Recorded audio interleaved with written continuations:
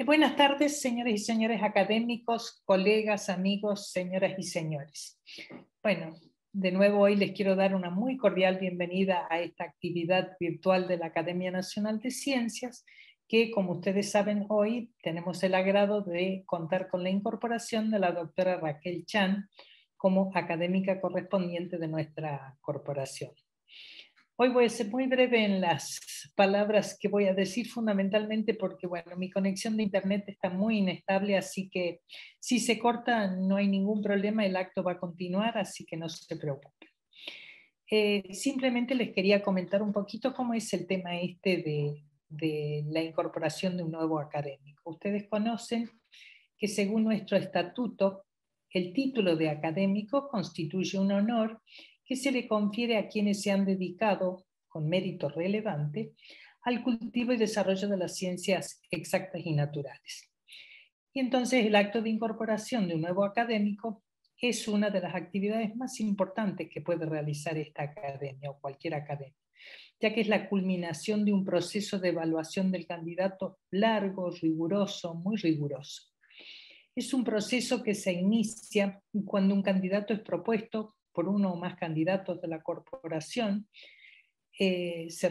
Todas las postulaciones que se reciben en la academia son revisadas primero por la comisión directiva y luego de pasar esa primera instancia son enviadas a todos los académicos de nuestra corporación, que son más de 150, para que si alguno de ellos tiene objeciones fundadas para no permitir la incorporación, se lo haga conocer a la academia.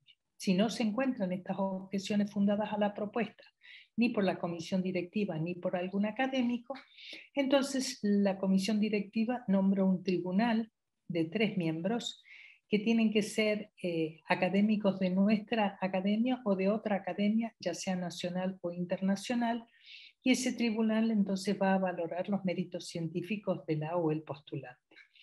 El dictamen del tribunal luego es analizado por la comisión directiva y si por votación secreta esta postulación obtiene 6 votos favorables de 8 votos positivos, se aprueba la incorporación.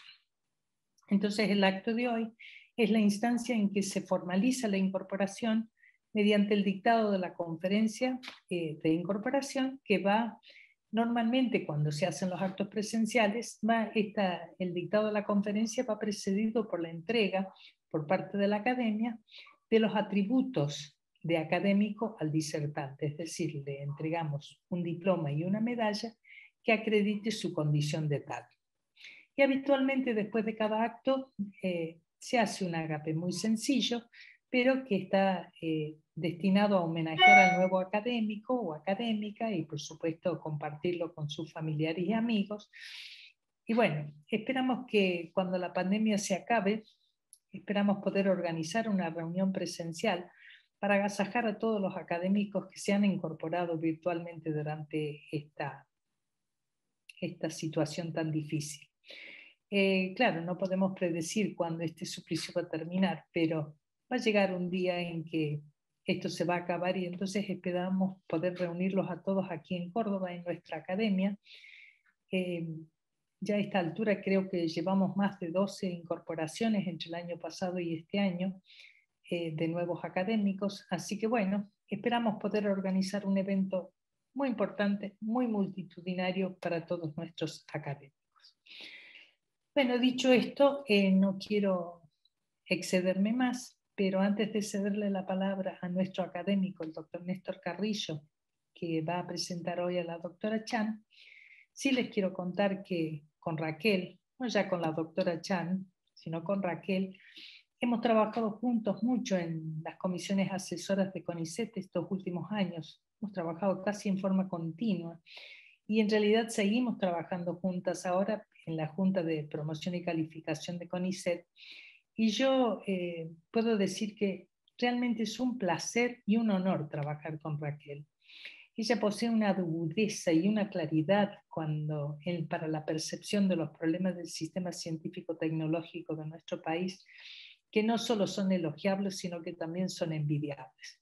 Así que creo sinceramente que somos muy afortunados de contar con la doctora Chan como una de las destacadas científicas de nuestro país y también como una nueva académica de esta Academia Nacional de Ciencias. Así que Raquel, te doy nuestra más cordial, sincera y calurosa bienvenida. El doctor Carrillo la va a presentar a la doctora Chan. Néstor, también quiero agradecerte por haber aceptado nuestra invitación para que la presentes a la doctora Chan en esta oportunidad, pero también quiero agradecerte porque siempre has estado dispuesto a apoyar a la academia cuando te hemos pedido ayuda para algunas de sus muchas actividades, a pesar del tiempo y el esfuerzo que eso implica.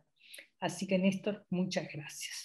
Y ahora le paso la palabra a Néstor para que la presente a nuestra nueva académica. Gracias. Muchas gracias, al contrario, el agradecido soy yo, primero porque me den esta oportunidad, ya que es un honor presentar a Raquel, a quien conozco desde hace muchos años, y bueno, Betty, obviamente es un placer y un honor colaborar con la academia. Si me permiten, voy a compartir algunas imágenes en pantalla. Bueno, sí, básicamente también voy a ser breve porque no estamos aquí para escucharme a mí, sino a Raquel. Conocí a Raquel hace muchos años, como pueden ver, cuando yo era becario, estaba terminando mi beca doctoral en el CEFOBI, en el Instituto de Rubén Vallejos, en Rosario, y un día vino Vallejos al laboratorio y dijo que iba a venir una persona que se había graduado en la Universidad Hebrea de Jerusalén a hacer unas prácticas en el laboratorio. Esa persona era precisamente Raquel, a quien tiene aquí. Y bueno, dos menciones que me gustaría hacer en ese sentido.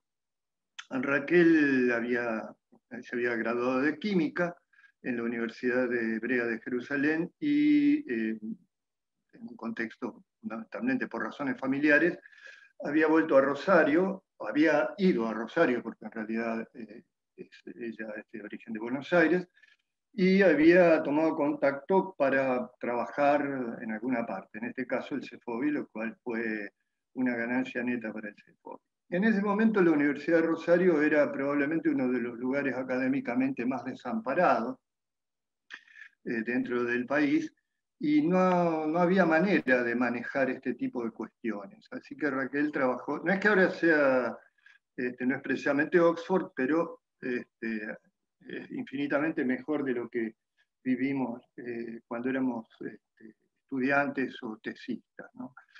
Como para desmentir el viejo adagio que dice que todo tiempo pasado fue mejor. En esa oportunidad, Raquel trabajó ad honorem durante un montón de tiempo, no sé, lo que a mí me parecieron años, pero seguramente más de un año. Y trabajó a la par de cualquiera, digamos, el hecho de no recibir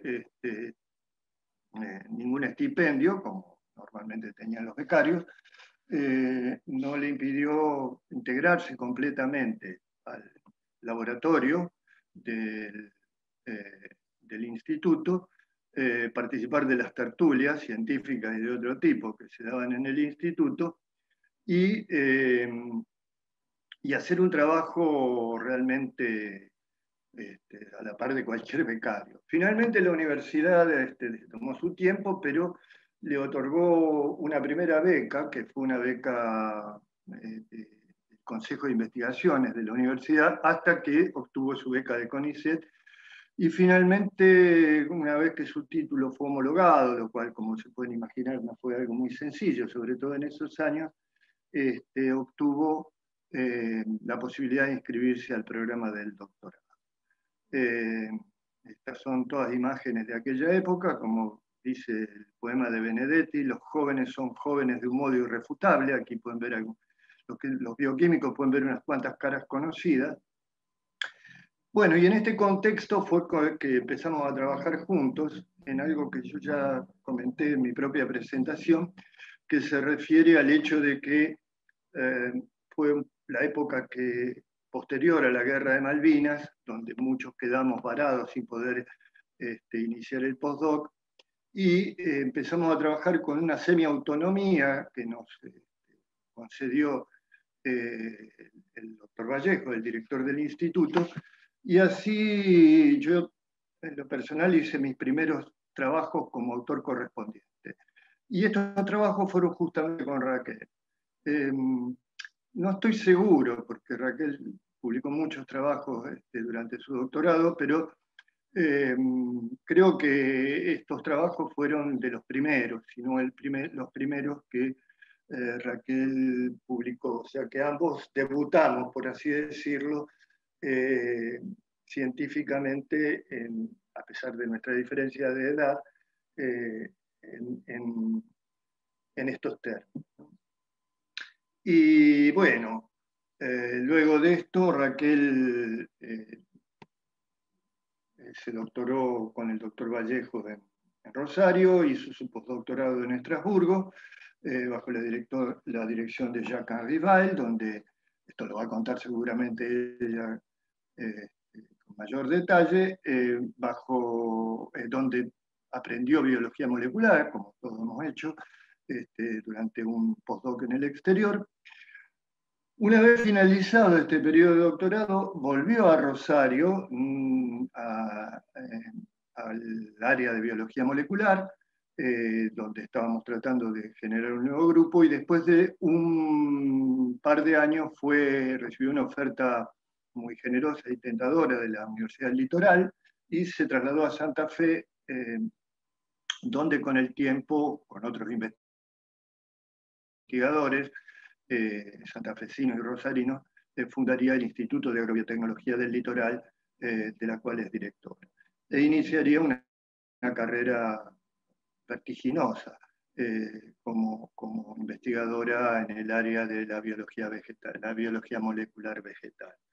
Durante ese periodo ha publicado numerosos artículos, dirigido montones de tesis, tiene muchas patentes, una de las cuales ha sido recientemente aprobada para su comercialización en nuestro país y también en otros países, y ha recibido muchísimos premios, de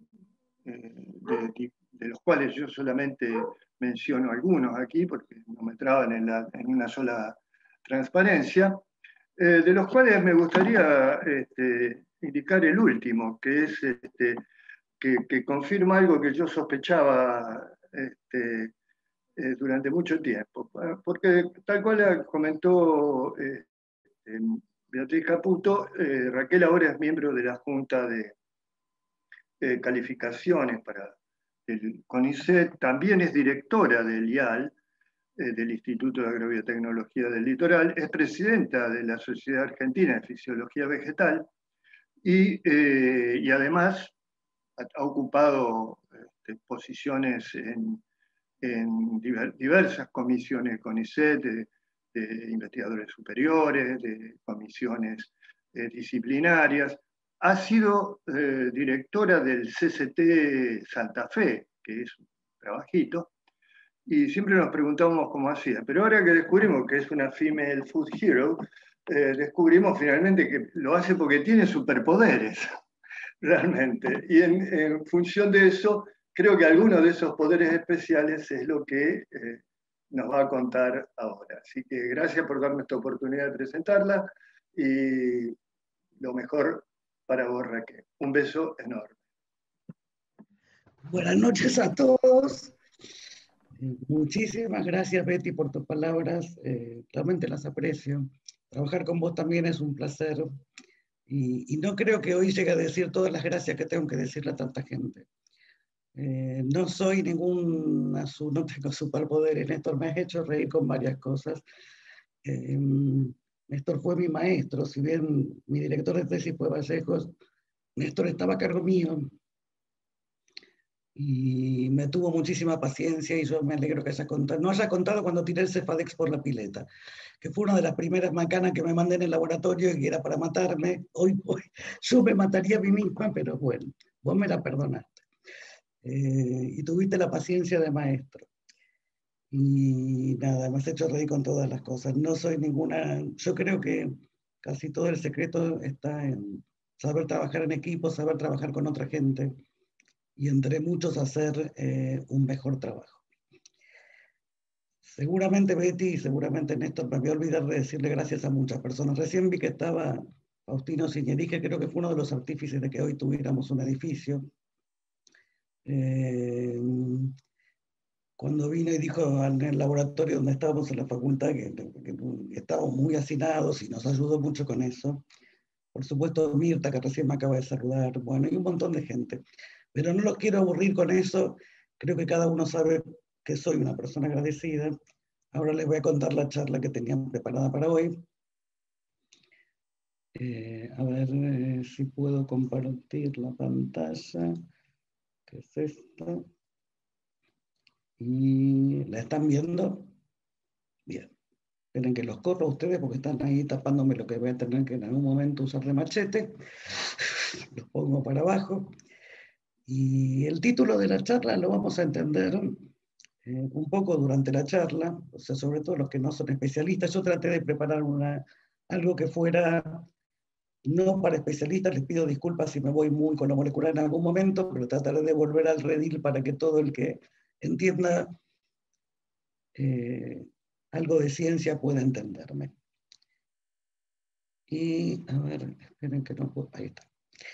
Esta es una pregunta, me hacen a veces muchas entrevistas los periodistas y quieren necesariamente que le ponga una fecha de inicio a tal o cual proyecto. ¿Cuándo inició esto? Siempre quieren saber cuántos años está uno trabajando en cierto tema. Y yo suelo contestar en la escuela primaria, porque en la escuela primaria uno empezó también a aprender, a querer aprender.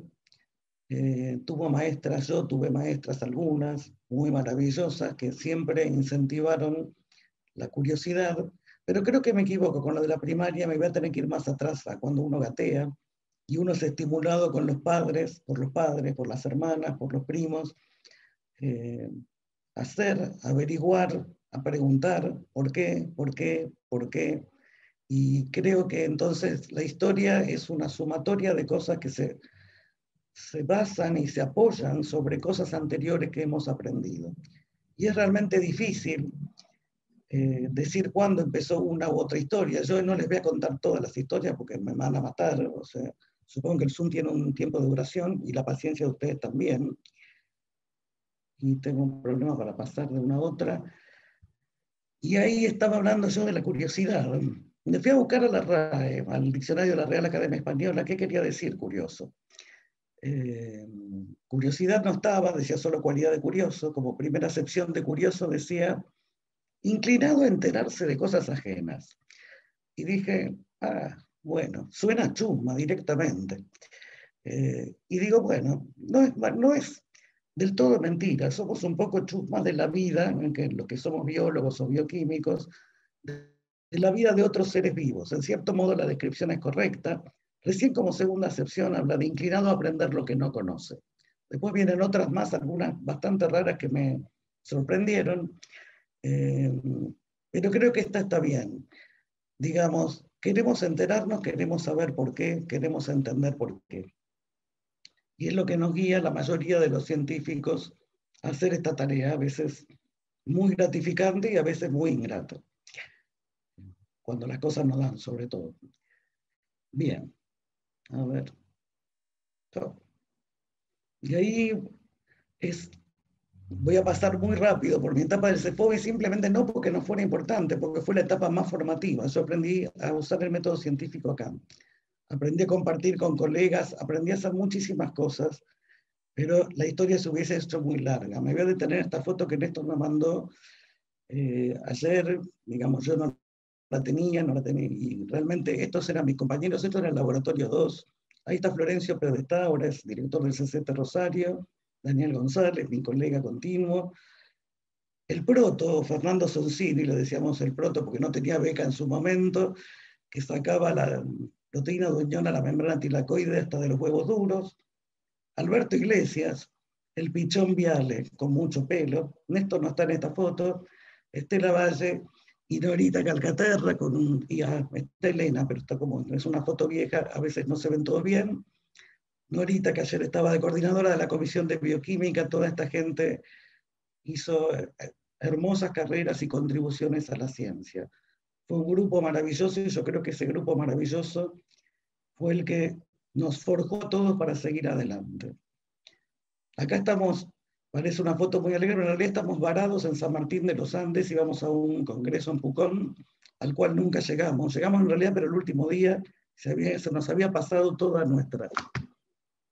las fechas de nuestras presentaciones. No fue por culpa nuestra ni porque estuviéramos ahí tan de divertidos, sino porque se inundó, había llovido mucho, se inundó el paso de tierra. No había otra forma de pasar y quedamos de este lado junto con otro montón de argentinos que habíamos ido por tierra a ese congreso en el sur de Chile. Y este es mi primer congreso internacional, ahí la conocí a Ángeles Orreguieta, hoy directora del Leluar. Las dos fuimos las únicas que sacamos, acá estoy yo mucho más joven, obviamente, y Ángeles también, y el doctor Parodi, que también está más joven en esa foto, cuando fuimos a este congreso internacional en Winnipeg, Canadá. Las dos sacamos las becas de la SAIB o de la PAPS, no me acuerdo quién daba la beca, y pudimos hacer ese viaje que fue toda una experiencia y un aprendizaje. Y la segunda etapa fue la biología molecular, porque la de la tesis fue más de bioquímica. Las fotos que tengo no eran buenas, así que esta es la puerta del Instituto, el Instituto de Biología Molecular de Plant, donde aprendí muchísimo de biología molecular. Me costó mucho al principio, me esperaban con una vincha, una pluma y con una carpa a cuestas. La mayoría de la gente que me recibe, no mi director, el profesor Bail, él conocía muy bien la Argentina, pero las otras personas del laboratorio no tenían idea y pensaban que uno no sabía nada. Y la primera pregunta que me hicieron, me acuerdo, fue si sabía usar una pipeta automática. Así que el ingreso no fue bueno, pero después la permanencia sí.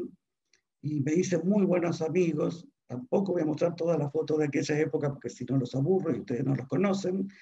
En esa época trabajé con la Rubisco de Eulena, lindo bichito, Eulena gracilis, aunque difícil de romper para sacarle sus proteínas.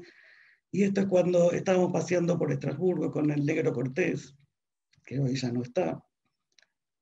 Él estaba haciendo el postdoc en Freiburg, que quedaba del otro lado del Rin. Y los fines de semana muchas veces venía a visitarme a Estrasburgo y pasábamos y paseábamos por una ciudad que era maravillosa, pero que siempre tenía ese cielo gris, gris y gris, salvo un mes al año siempre estaba feo. Muy lindos momentos compartidos.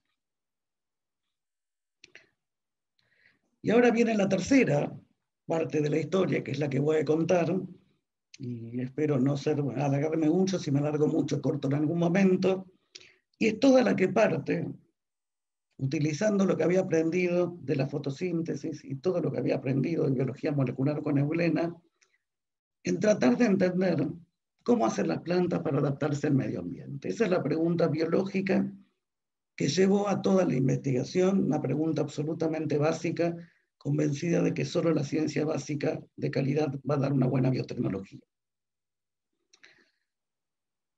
Y acá están las plantas que no evolucionaron con movimiento. Las pobres no se pueden mover a ningún lado, así que se tienen que aguantar cuando hay mucha luz, cuando hay poca luz, cuando hace calor, cuando hace frío, cuando vienen los bichos, cuando vienen las plagas, cuando no hay agua. Pero eso no quiere decir que no se hayan adaptado y logren no solo perpetuarse como especie, muchas, sino también sobrevivir y producir para nosotros, que somos la raza humana, el hombre en forma genérica, y alimentarnos de esto, porque ellas son las que hacen fotosíntesis, algo que no podemos hacer ningún animal, nos podremos mover, pero no podemos convertir energía lumínica en energía química. Ahora, ¿cómo hacen esto? Y acá viene un esquema que hizo Agustín Arce, uno de mis tesistas, un excelente tesista que ahora es más bioinformático, se dedicó más a la informática, que adaptó un gráfico hecho por otro investigador, que en cierto modo solo quiere esquematizar que frente a todos estos estímulos externos o sufrimientos externos, se disparan distintas señales, y en esas señales uno de los primeros pasos de reacción son los factores de transcripción, que es a los que me voy a referir hoy, que son proteínas reguladoras de muchos otros eventos, como master switch de un montón de cadenas metabólicas que permiten a la planta hacer esto: deshacerse de las proteínas que no necesitan en un momento dado y sintetizar las que sí necesitan para poder sobrevivir. Ahora, como verán, esto es solo un esquema y es muchísimo más complejo que esto, porque hay muchísimos factores de transcripción, sus reacciones se cruzan, interaccionan entre ellos, y todas estas vías están cruzadas en algo muy complejo que es muy difícil de abarcar y de estudiar. Y entonces uno quiere estudiar cómo las plantas se adaptan al medio ambiente. Y es como elegir un juguete en una juguetería. ¿Qué hacemos de todas estas proteínas y de todos estos genes? ¿Qué podemos estudiar? Porque obviamente ni el tiempo ni la vida de muchos alcanza para todo.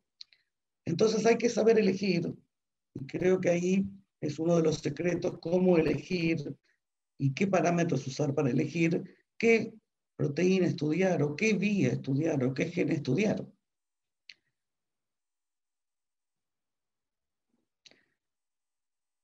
Para que tengan una idea, en plantas, estos números no son exactamente actualizados, pero hay unos 1500 factores de transcripción distintos en cada proteína, en cada especie. En la mitad de ellos existen en otros reinos, tienen estos nombres, digamos, pero cada uno de ellos son familias numerosas, y dentro de todas esas familias nos metimos un poco con la familia Homodominio. Esta es una historia que empezó con Daniel González y con Estela Valle, todavía en el subsuelo de lo que hoy es el IBR, que en ese momento era el Promuvie, porque nos parecía interesante. Las proteínas con homodominio en animales generan cambios enteros en segmentos corporales. Pero a su vez, obviamente este conocimiento se supo después, se dividen en muchísimas familias y subfamilias y recontrafamilias. Es como alguien que se reproduce. Y entonces también de esto había que elegir cuáles, cuántas, cómo. Y acá están las que elegimos, que son estas que se llaman HDCIP, y ahora les voy a contar por qué.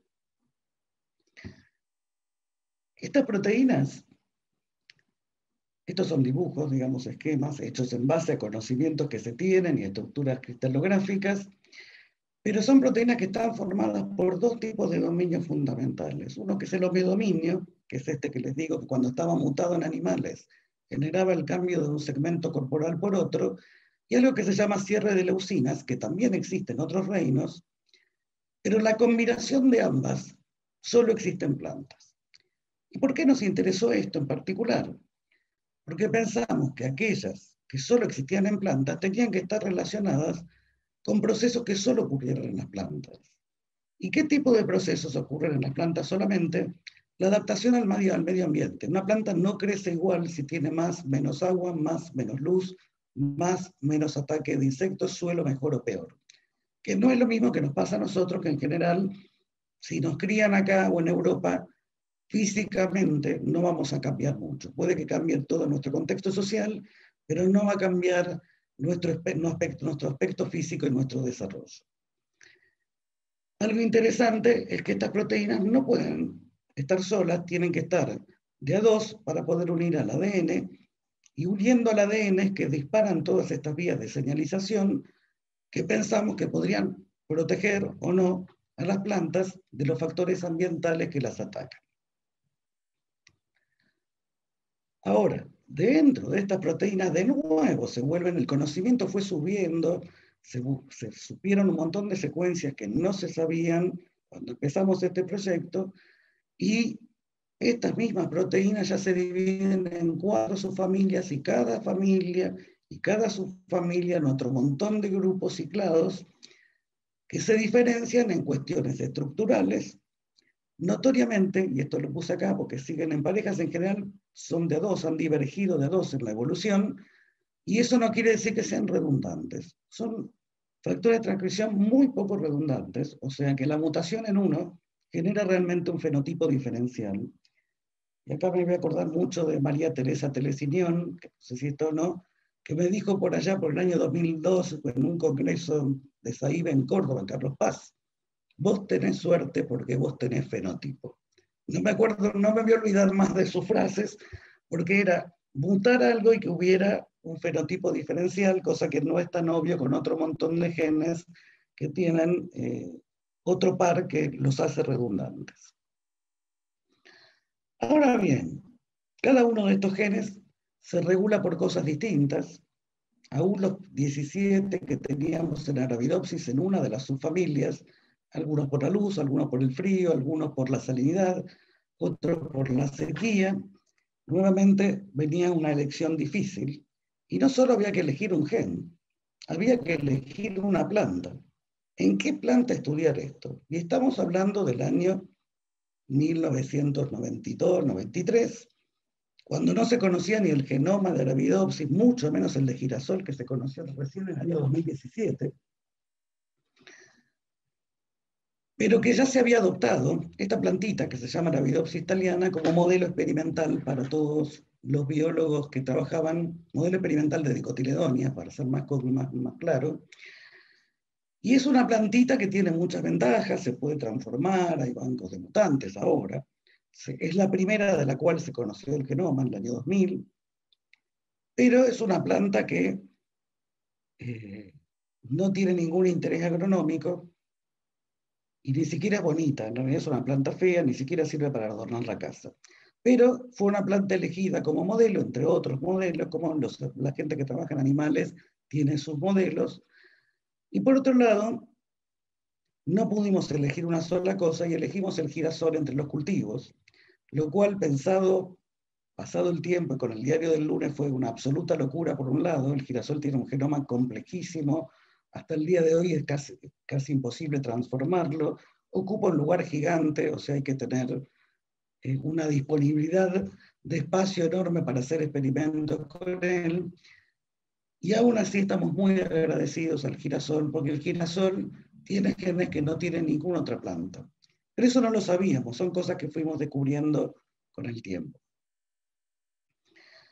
Entonces, para no quedarnos ni con una ni con otra, lo que hacíamos era sacar genes de girasol. Este esquema me lo hizo Pablo Manabel hace muchos años, sigue siendo válido, aunque acá las tecnologías de estudio pueden haber variado un poco. Los genes sacábamos promotores, sacábamos genes, clonábamos, los pasábamos a Arabidopsis, y cuando teníamos estas Arabidopsis transformadas, estudiábamos qué características tenían estas plantas que no tenían las plantas que no han recibido un solo gen adicional que venía de girasol. Y para eso usábamos una multiplicidad de técnicas que eran, bueno, el estudio del promotor, bueno, Northern blots en ese entonces, después pasamos a las qPCRs, el fenotipado, por supuesto, y los microarreglos. Eso nos daba una pista de qué podía estar haciendo ese gen, ¿sí? Cómo estaba regulado, cuál factor ambiental lo estaba afectando en su expresión. Y ahí surge este gen HHV4, que no fue el único, voy a contar también de otros, que es el más famoso, que Néstor dice, bueno, la patente fue aprobada hace un montón, digamos, tal vez algún día se apruebe para comercialización, porque eso si quieren lo cuento después, pero todavía no está. Y hacíamos este tipo de experimentos. Generábamos plantas transgénicas, las comparábamos con plantas salvajes, las dejábamos morirse sin agua, les tirábamos un poco de agua y veíamos que éstas sobrevivían. La verdad que fue una alegría enorme encontrar esto, pero fue una alegría de la ignorancia propia que teníamos en ese entonces, porque este es un tipo de experimento que no se debe hacer, pero eso lo aprendimos mucho tiempo más tarde. O sea, esta planta es muy buena, sobrevive mucho al estrés hídrico, pero no es lo que se busca en agronomía, sino algo que produzca más cuando tiene estrés que resista. Y ahí vino un trabajo de otro grupo, del grupo de DIR15, Bélgica, donde trabajó una de las tesistas de Néstor Carrillo, Vanessa Tonietti, y este trabajo nos tiró, no solo a nosotros, les tiró por tierra un montón, todas las metodologías de tolerancia a sequía que venían trabajando. ¿Qué hizo este grupo? Le compraron un fenotipador maravilloso, robótico, que pesaba las macetas, les medía todos los parámetros, le pidió a otros muchos laboratorios las plantas que tenían transformadas con otros genes que toleraban sequía, las pusieron en el fenotipador y las sometieron a un estrés hídrico moderado y a ningún estrés, o sea, les dieron el agua normal. Estábamos hablando de estrés por déficit hídrico. ¿Y qué vieron? Que todas estas plantas que realmente sobrevivían al estrés hídrico daban penalidades enormes de producción cuando tenían un estrés moderado o cuando tenían agua suficiente. Lo que las hacía absolutamente inviables como una tecnología para trasladar a un cultivo de interés agronómico, porque obviamente a menos que en algún momento tengamos la bola de cristal o los meteorólogos la peguen mejor que lo que la pegan hoy, en algunas cosas es imposible decirle a un productor, mire, cómprese esto que es bárbaro, si no llueve le va a dar bárbaro, pero si llueve usted esté preparado porque va a perder con respecto a lo otro. Así que, en cierto modo, es un poco esto. Esta planta sobrevive, pero no es bueno sobrevivir solo, sobrevivir aislado y sobrevivir sin producir. Lo que pasa es que nosotros tuvimos suerte. Y todas estas plantas que había probado Dirk Kinsey y todo su grupo tenían una tolerancia a sequía que cursaba por un mecanismo de cierre estomático. ¿Qué es el cierre estomático? Es cuando las plantas ven que no tienen agua, cierran sus estomas para no dejar de transpirar y evaporar agua. El problema es que eso es bueno para las plantas, pero no es bueno para el hombre, porque también dejan de hacer fotosíntesis. Entonces, como dejan de hacer fotosíntesis, esas plantas no producen. Pero nosotros tuvimos la suerte de que la tolerancia a sequía que generaba el gen HHV4 cursaba por un mecanismo muy distinto. En realidad lo que hacía este gen era, en cierto modo y en un lenguaje más popular, era engañar a la planta y decirle que no había estrés hídrico. Lo que hacía que esa planta no se deciera, como esta salvaje, cuando tiene estrés hídrico, y que lo que hace la planta normalmente como un instinto como natural es florecer y dar semillas lo más rápido posible para generar descendencia. En cambio, las plantas que estaban transformadas con nuestro gen, estos son distintos promotores, no se daban cuenta, seguían verdes más tiempo y producían más. Es largo de contar todo este trabajo, pero por eso voy a ir medio salteando, pero al que le interese, bueno, ya está publicado hace muchos años. Y también, ya que hablamos de ciencia y también como enseñanza para los jóvenes, muchos de los resultados más interesantes que hemos tenido, y este no fue el único, resultaron casuales. Solo que hay que saber mirar. Este también es trabajo hecho con Pablo Manabella y obviamente otros colaboradores, en un momento en que se infectó toda la cámara de cultivo con unas moscas que se comieron todo, salvo las plantas nuestras que se las comieron muchísimo menos. Estas son plantas que había, después obviamente eso fue un accidente, no un accidente, no suele pasar con una Arabidopsis que se te infecta todo de moscas, pero ahí logramos descubrir que estas plantas, aparte de tener la tolerancia al estrés hídrico, tenían una tolerancia mucho mejor al ataque por patógenos. Acá están plantas, digamos, larvas solo alimentadas con plantas de las nuestras, que les inhibe un poco el crecimiento bastante con respecto a la planta control. Y eso cuando se les da a elegir, se hicieron una serie de experimentos, cuando están todas juntas, emiten lo que se llama volátiles verdes y algo que hacen en menor medida las plantas salvajes para defenderse, y por eso las moscas se les acercan menos y comen menos esto, que encima les resulta más indigesto. Y seguimos trabajando con este gen y tratando de averiguar qué es lo que hace, y nos encontramos con esta cosa rara, que es que le cambia la simetría a las venas de las hojas. No me voy a detener mucho con esto porque solo es para contarles cuántas cosas raras que hemos visto.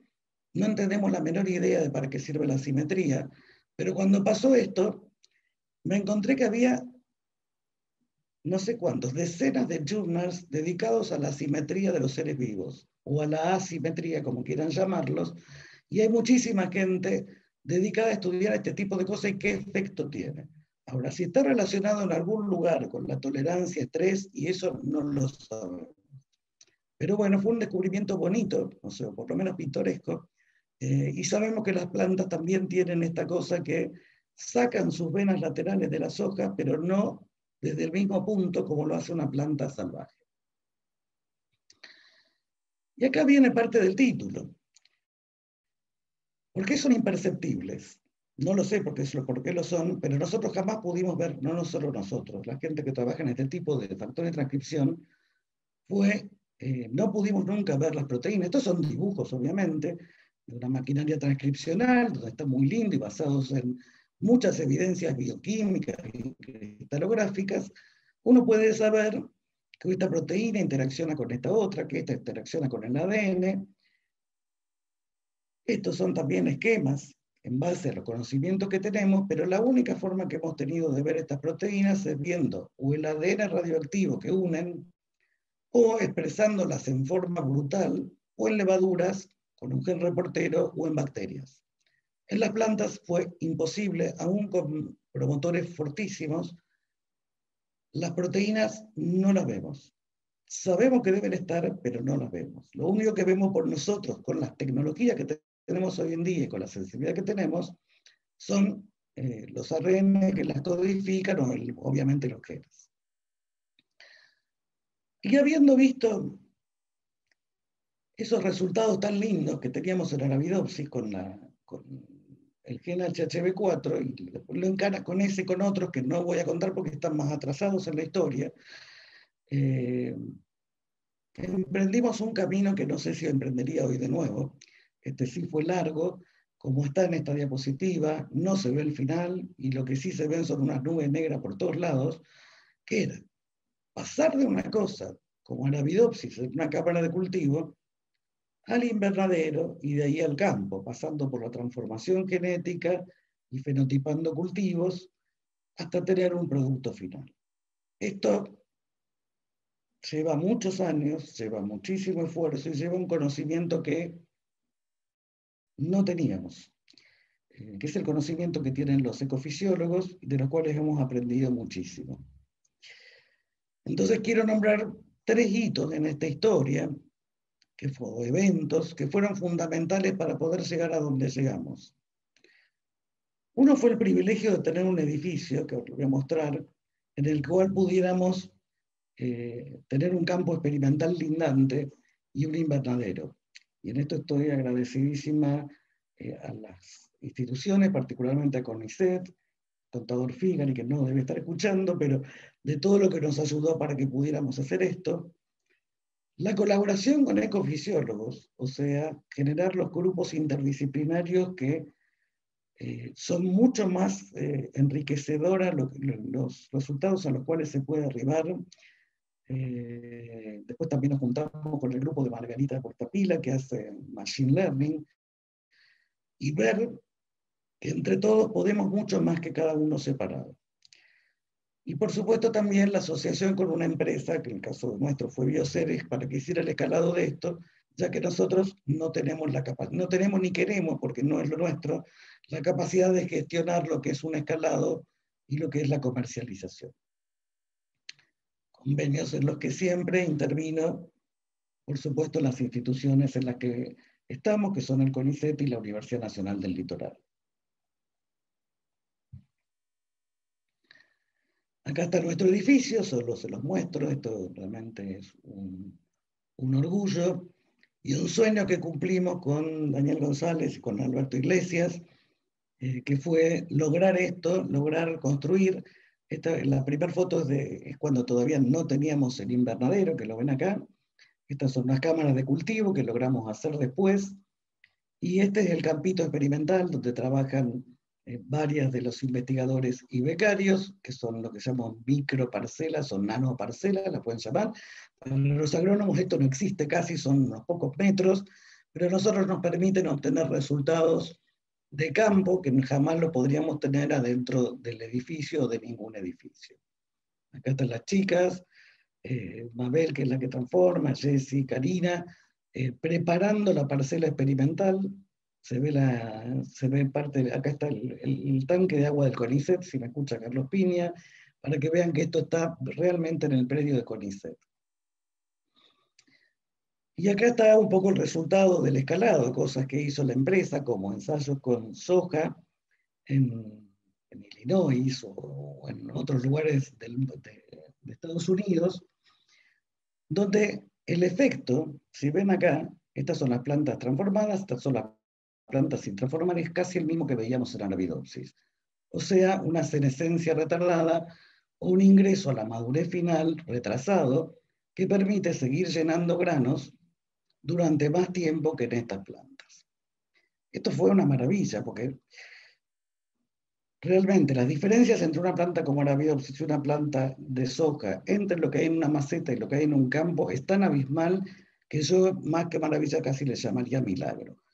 Y este es un ensayo hecho con trigo, también con HHB4, donde también pueden ver que la cobertura, palabra que aprendí de los ecofisiólogos, del control no transgénico y el transgénico es realmente muy diferente y que el gen está haciendo un efecto muy grande en lo que es la generación de biomasa.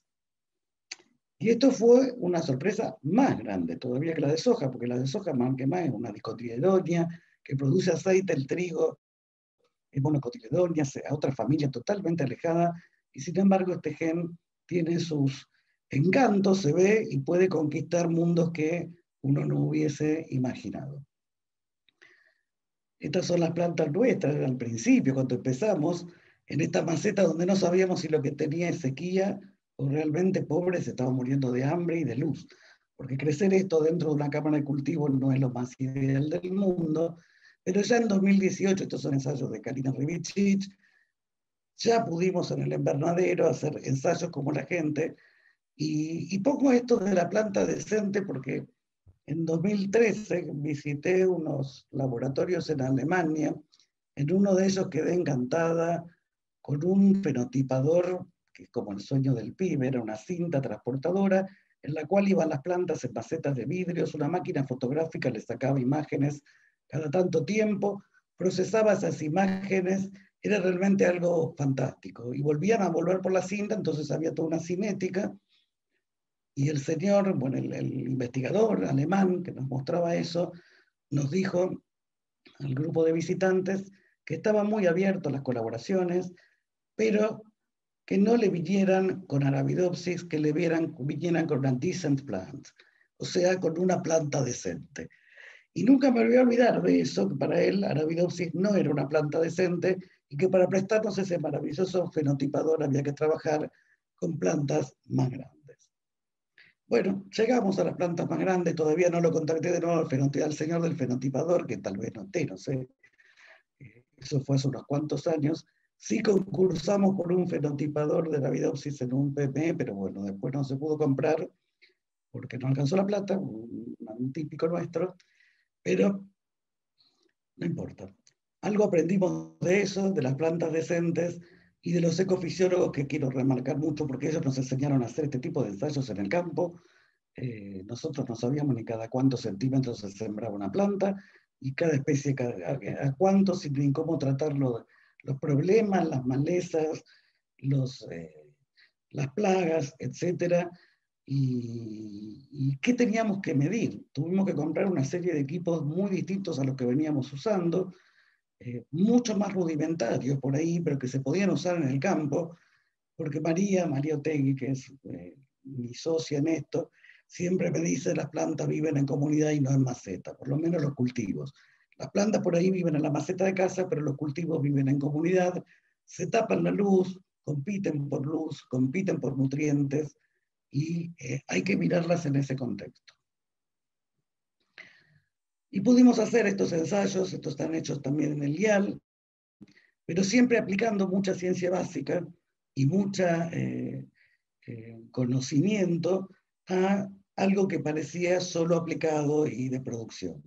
Se nos volvieron a repetir estas cuestiones, o sea, mucho más rendimiento de semillas en soja, con un fenómeno interesante que se repitió después también en otros cultivos, con este gen y con otro gen, que es que siempre teníamos mayor número de granos, pero igual o menor peso del grano, que se compensaba acá para dar mayor rendimiento. Esto fue una constante con este tipo de genes.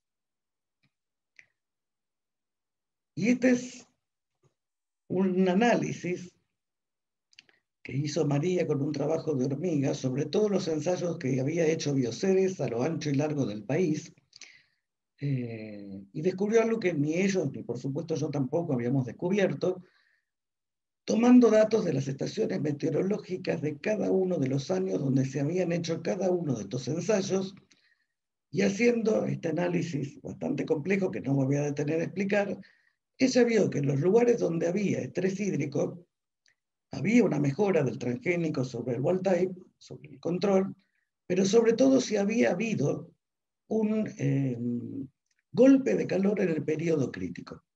Los lugares que mostraban mejor performance eran aquellos donde, aparte de la sequía, tenían calor, mientras que aquellos que tenían sequía pero frío eran menos impactantes. Mismo estudio, pero esta vez para trigo, aunque la foto esté de soja, ahí la pifié porque este ensayo es de trigo, con las zonas target de trigo y las diferencias que acá se ven en producción, que siempre son mayores cuando la producción es peor. Si la producción es peor, la diferencia entre transgénico y wild type.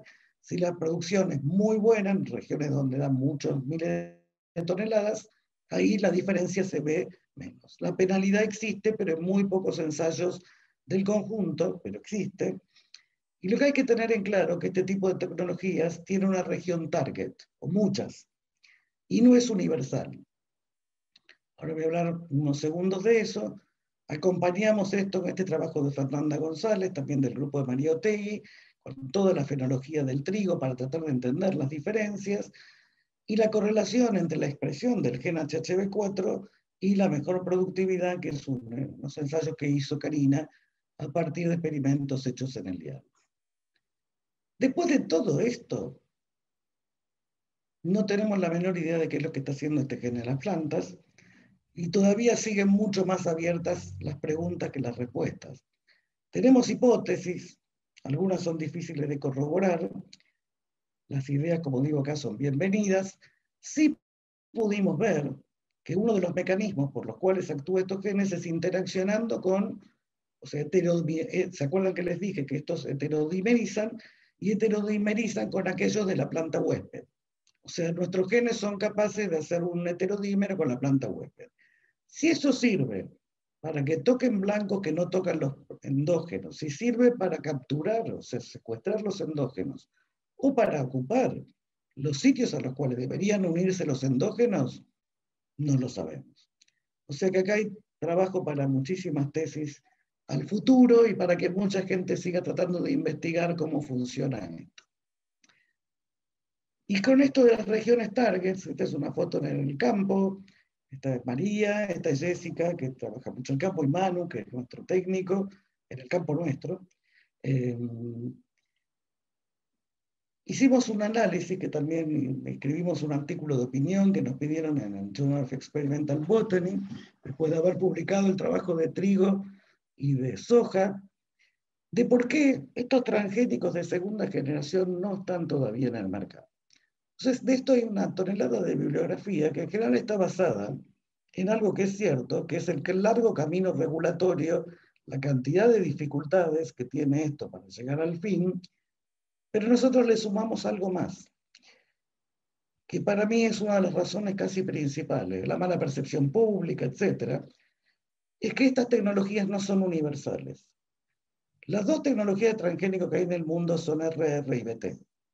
RR y BT funcionan acá, en la China, en Europa o en Estados Unidos, no dependen del ambiente, es un todo o nada.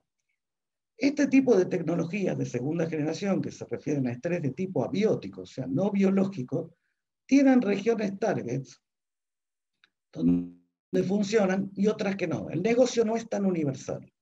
La inversión es muy grande y el negocio no es universal. Por otro lado, perdón, me fui de acá un poquito, pero porque los quería la foto de todos ustedes, me tapa, los corro de nuevo al costado. Ustedes lo ven, pero yo los tengo en un lado o en el otro. Lo que tiene, después del gene discovery, o sea, encontrar el gen en la arabidopsis, transformar las otras plantas, multiplicar, pasar a un cultivo de interés agronómico, testear en el invernadero, testear en el campo, empiezan, estos números los hizo Federico Trucco de Indiar, Si las cosas acá fallan, se perdió esto. Pero si fallan más adelante, se pierde también esto. Y si fallan más adelante, se sigue perdiendo plata. Entonces, esto es algo en lo cual las empresas no son tan favorables a hacer una inversión. Y si el negocio funciona, no es tan universal como el que tiene Monsanto, bueno, ahora Bayer con RR o con BT. Bueno, les terminé de contar de HHV4, pero aún con el camino sinuoso y todo, seguimos con otro. Les cuento uno más, que es el gen HHV11, de la misma familia, también de girasol. Trabajos de Julieta Cabello, que mostraron que este gen generaba tolerancia a inundación, tanto inundación de la planta como a anegamiento. ¿Sí? Esto en inglés tiene dos nombres distintos. Bueno, en castellano también sería anegamiento e inundación. Y lo que tenía de maravilloso este gen, que cuando lo poníamos en Arabidopsis, casi triplicaba la producción en condiciones normales sin ningún estrés. También generaba tolerancia a sequía, pero acá sí por cierre estomático. O sea que esto no era una tecnología muy buena para tolerancia a sequía, se parecía más a esta que DIR 15 de Fenestró, pero sí para inundación y sí para producción. Y como ya estábamos en otra etapa de nuestro trabajo, nosotros pudimos hacer una gran parte del escalado, cosa que no pusimos hacer con HHV4. Se transformaron las plantas de maíz, de arroz y soja en el lial, se reprodujeron en el lial, se estudiaron en el lial, y esas plantas dieron, el maíz, que es otra especie muy alejada de Arabidopsis, donde la estábamos probando, y de girasol, de donde provenía el gen, generaban un aumento de productividad, que está por acá, por lo menos en varias líneas. También somos un poco limitados, acá está la productividad, ¿sí? Este es el control B73, que es de donde salen, y este es un control que es el segregante nulo de estas plantas. También estudiamos todos los parámetros con ayuda y consejo de María.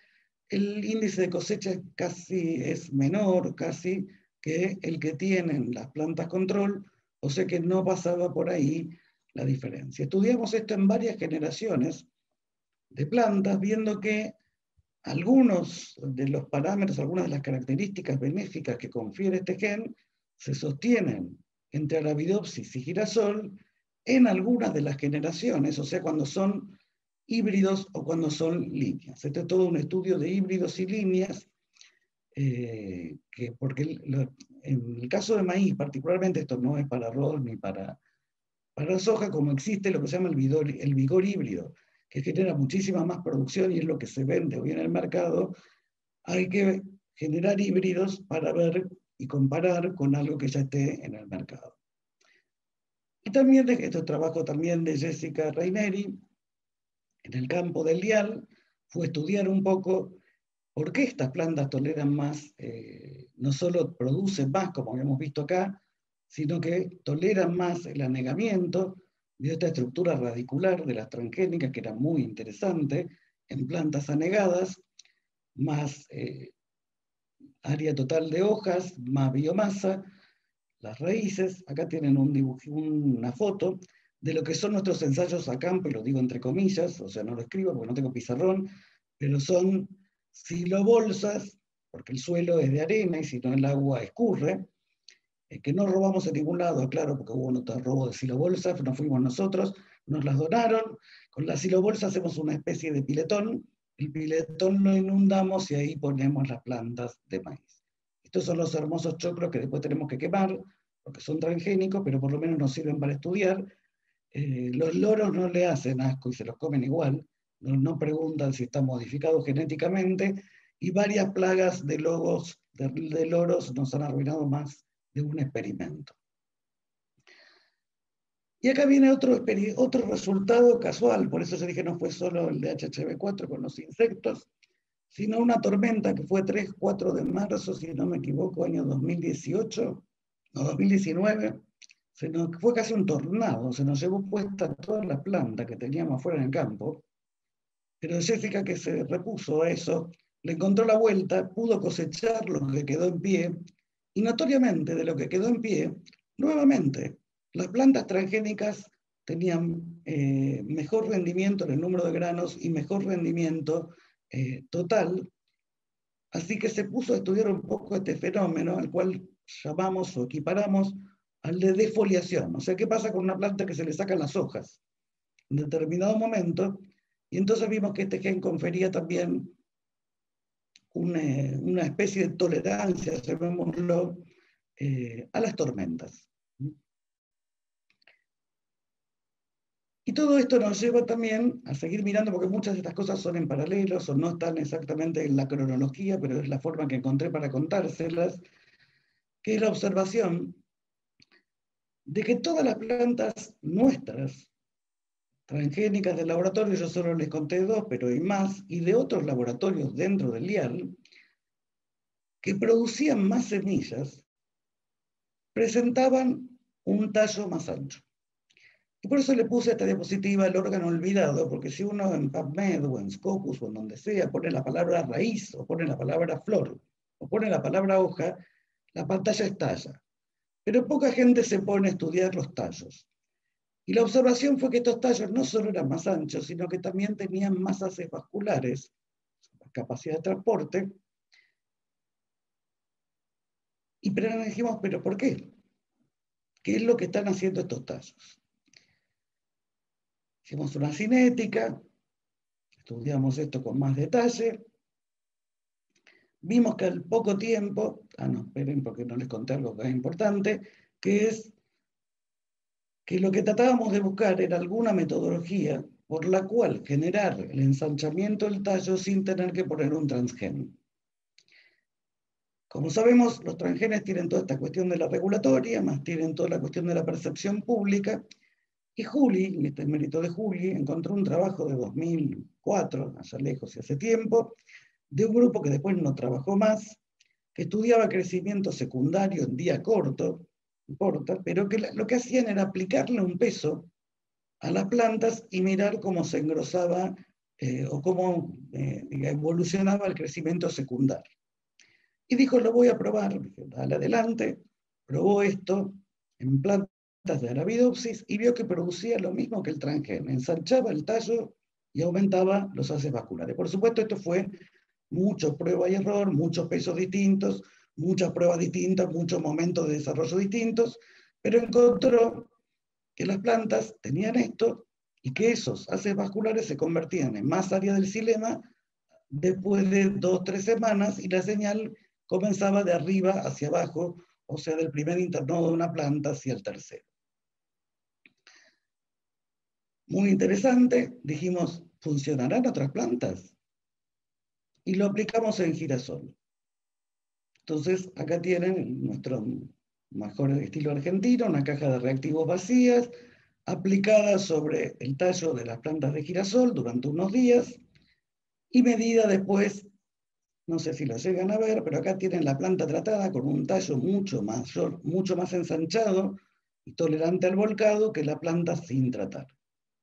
Solo es una planta es una foto ilustrativa, pero esto es lo que nos daba, funcionaba en girasol.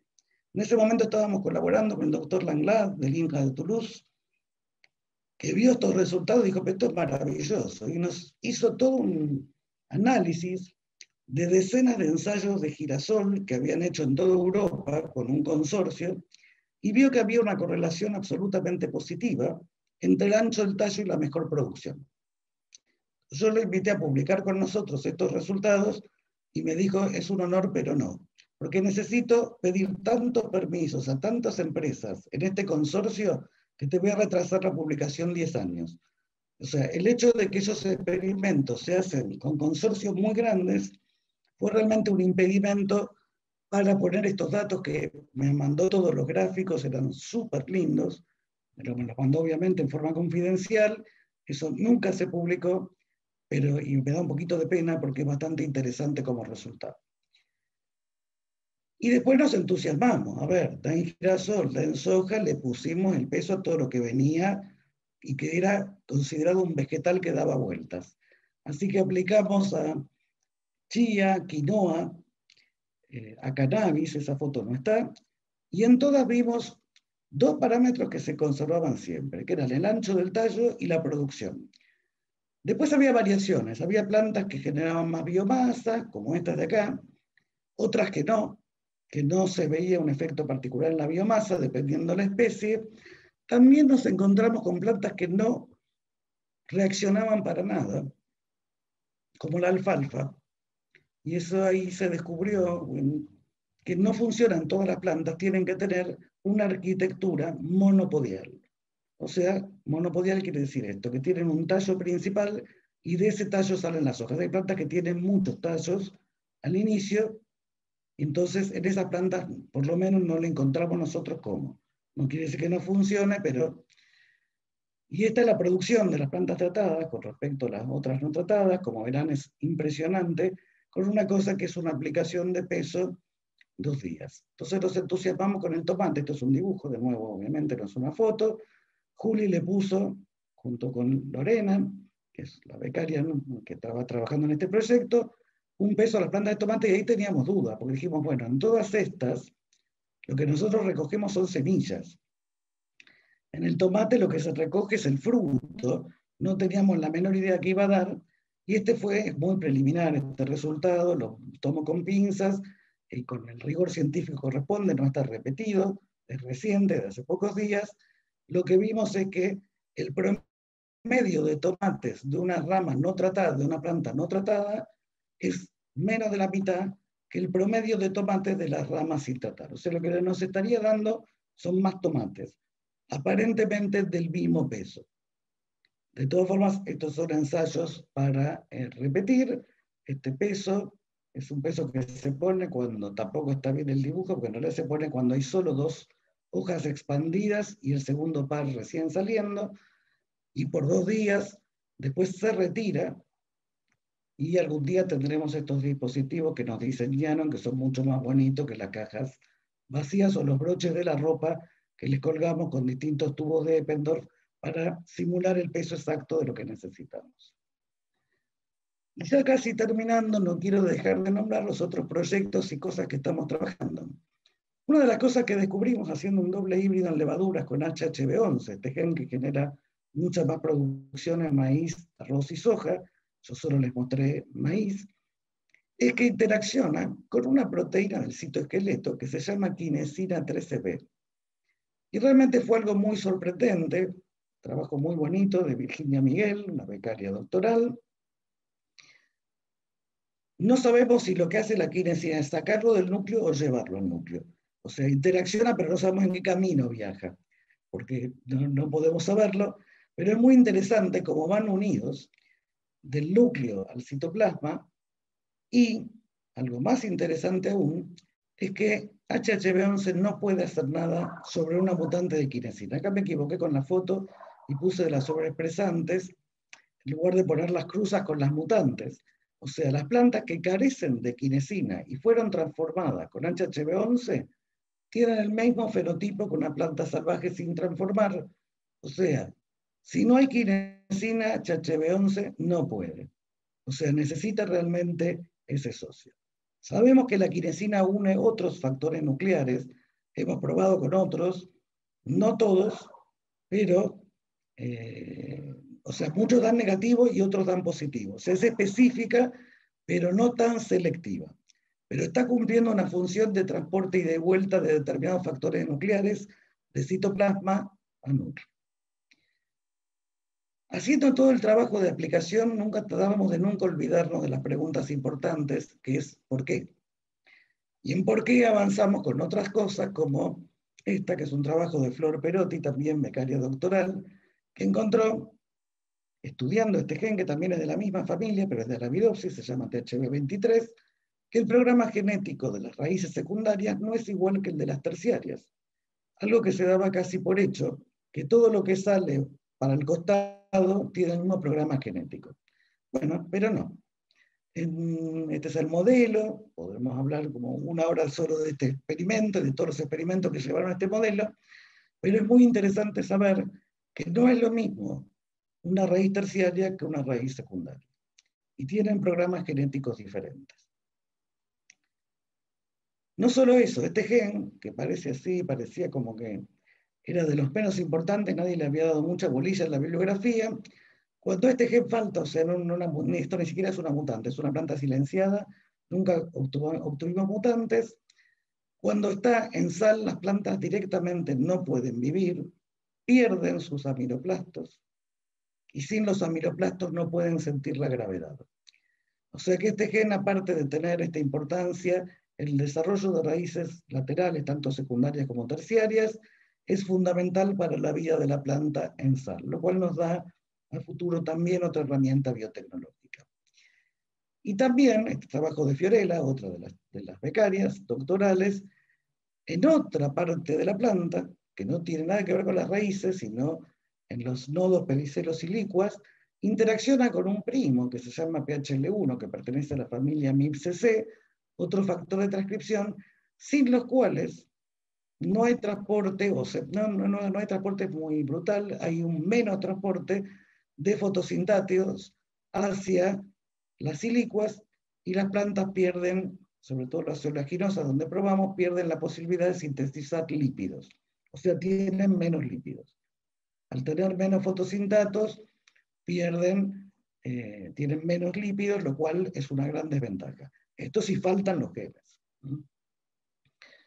Y por último, otro de los hermanos de esta familia, que es el gen ATHB40, que trabaja Katia Mora, otra de las chicas que está haciendo tesis doctoral, que tiene otros dos hermanos. Este es al revés que ATHB23. Cuando este gen está mutado, las plantas son muy felices en la sal, mientras que cuando está, no son tan felices. O sea que en este caso tendríamos una hermosa herramienta para edición génica. Y bueno, acá voy a terminar para no hacerla más larga. Yo no te lo copié a vos, Néstor, pero puse lo de todo tiempo pasado fue mejor, como una reminiscencia a nuestra última foto, diciembre de 2019, fiesta de fin de año. Estamos sin guardapolvo. Era el brindis de fin de año, ni sabíamos lo que era la pandemia, había un virus que andaba por China, y 3 meses después tuvimos que cerrar el instituto y los laboratorios. Fue un momento de mucha alegría, estamos contentos en esa foto, de muchos logros hechos durante el año, y bueno, ya volverán, digamos, tendremos estos tiempos de nuevo y reuniones presenciales. No quiero dejar de agradecer a toda la gente, o por supuesto que no van a estar todos porque es imposible poner a todos, pero pongo a los actuales, Jessy, que se mata trabajando en el campo y que debe ser la única persona que sabe de biología molecular y también de ensayos a campo, Virgi, que es como el metro patrón del entusiasmo. Virgi todo le encanta, todo es feliz cuando da un experimento, se enoja cuando no le dan. Juli con Lore, que son las que trabajan tratando de elucidar qué les pasa a las plantas cuando se les pone peso. Flor con las raíces, Karina con los ensayos de campo, Katia con ATHB40, Fío que sufre ahí con las rachas de mala suerte, con las silicuas, que son material difícil para trabajar. Estos son los estudiantes de grado que están haciendo la tesina. Los colaboradores del IAL, Elina Welchen, Caro y Valentina, que están trabajando en la edición génica de arroz. No conté nada de eso, hubiese sido muy largo, es algo que anda muy lindo, también obteniendo tolerancia a salinidad. Mabel, que transforma las plantas, Manu, el técnico de campo. María, la nombré un montón de veces, gracias María por todo lo que me enseñaste y lo que nos enseñaste a todos. Y también Margarita, que trabaja, como les dije, hablé poco de los espectros de Margarita, y que algún día va a lograr que Jessy no tengan que ir al campo a las 5 de la mañana, porque con sus datos espectrales y sus drones va a lograr los mismos fenotipados. Fernanda, que es nuestra triguera, una maravilla de persona. El profesor coreano que nos hizo los ensayos de doble híbrido.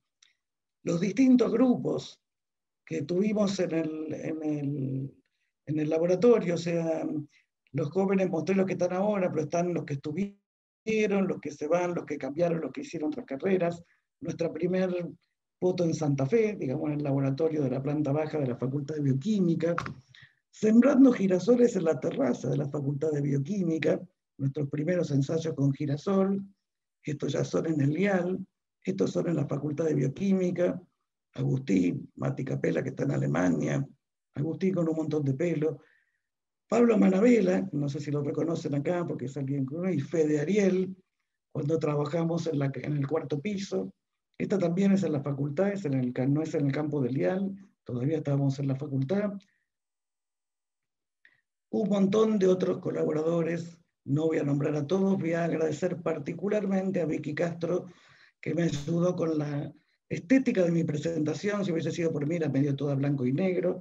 Ella le puso un poco de color, le mejoró la letra y unas cuantas cosas más. En cuanto a la estética, Vicky es comunicadora, la verdad que es una ayuda excepcional. Emilio, que nos hace toda la administración, sin la cual la ciencia no podría vivir, y Pablo Ortiz, que arregla todo lo que se rompe y lo que no se rompe también. O sea, no hay forma de trabajar sin tener a Pablo Ortiz en el instituto. Y por supuesto a la familia y a los amigos. Es una foto vieja, cuando estaba mamá, mis hermanas, Mónica, Mirta, gracias.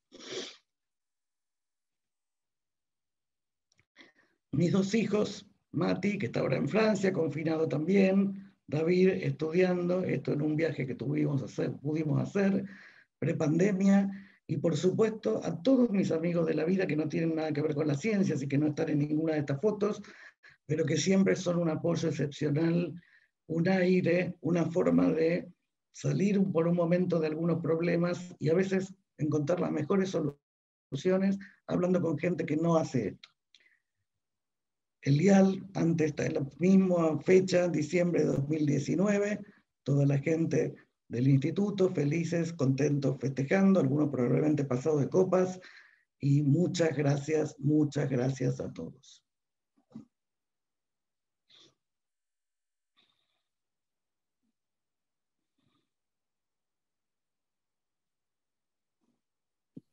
Aquí estamos. Bueno, Raquel, preciosa como se esperaba la conferencia, un tránsito por tu carrera realmente muy bonito.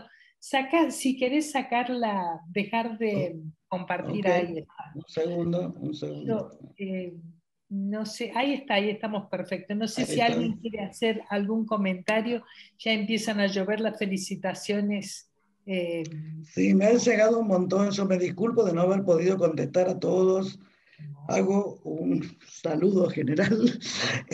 No es que no los reconozca a todos, a ver si con tiempo por ahí contesto cada una. La verdad que se han llegado muchas, las aprecio un montón. No, lo que vamos a hacer es todas las que llegaron aquí al chat, te las van a bajar después y te las van a mandar así sabes todas las felicitaciones que llegaron. Una aclaración, no estoy en el invernadero en este momento, es una foto de nuestro invernadero. Me pareció más linda que la de mi casa, mostrarles, o más contextual, pero es nuestro invernadero, no es una foto de internet. Ahí están los maíces, está la soja, y están las plantas que estamos creciendo ahora, o en la foto es bastante reciente, sí. Se lo ve muy hermoso. ¿Alguien quiere hacer algún comentario? Habitualmente no se hacen preguntas en estos... No me molesta contestar nada. Lo que quieran preguntar estoy abierta, lo que no me contactan les contesto, si puedo.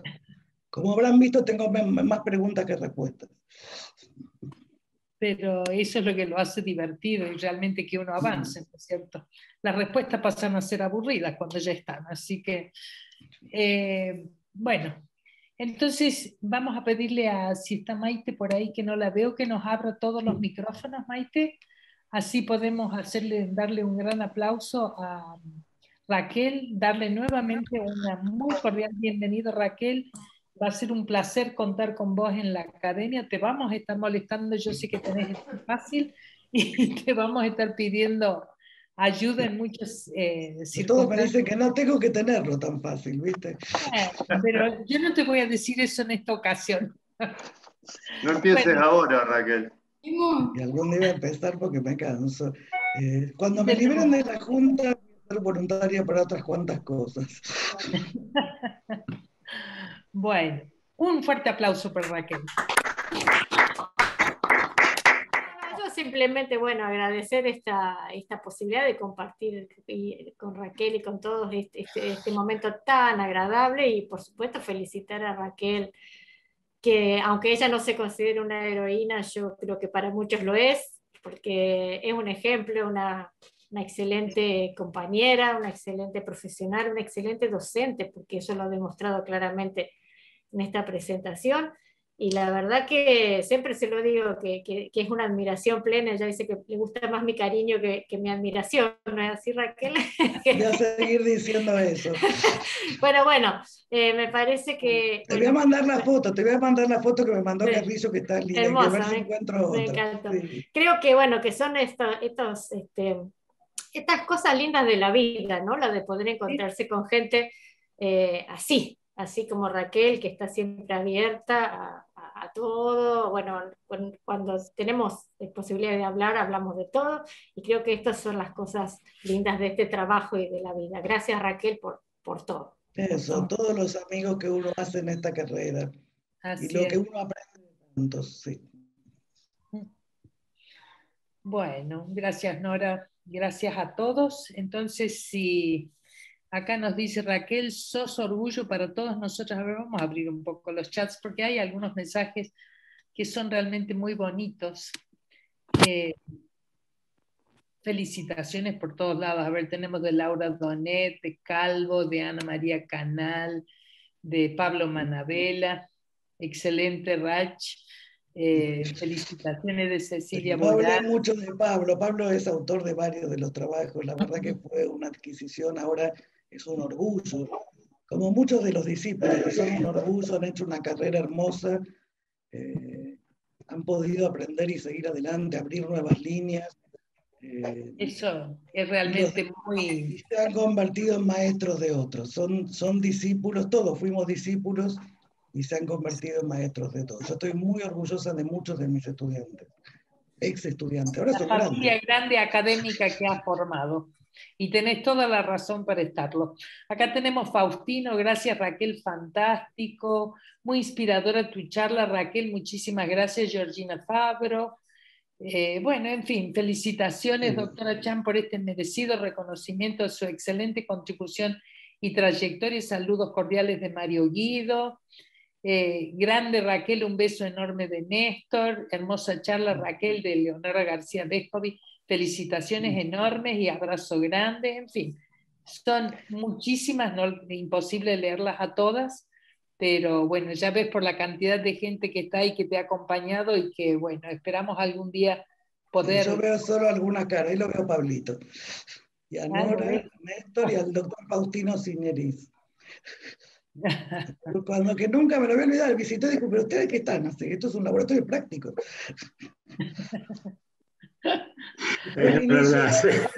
Fue el inicio para hacer el instituto, yo me acuerdo mucho de eso. Acá lo Pero tenemos. no se olvidan las cosas.